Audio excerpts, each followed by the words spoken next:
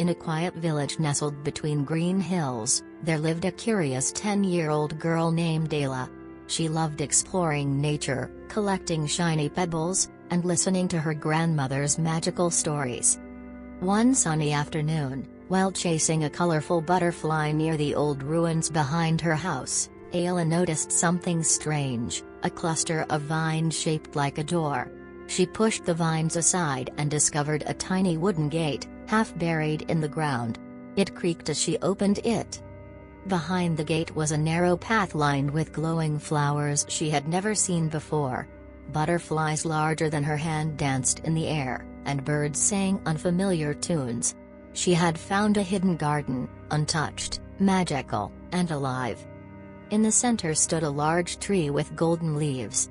As she approached, a soft voice whispered, "Only the kind-hearted may enter here, for this garden feeds on goodness." Alina gasped. The tree had spoken. Over the next weeks, she visited the garden every day. She watered the plants, cleaned fallen leaves, and sang with the birds.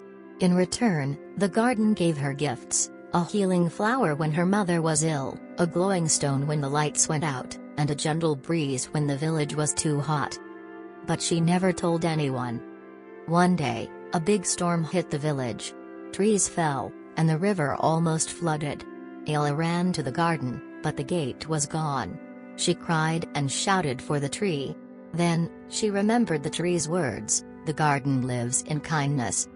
She rushed to help her neighbors, offered food, shared warm blankets, and even saved a baby goat from drowning. Days passed. Then one morning, after the storm had passed, she found a new trail near the same spot.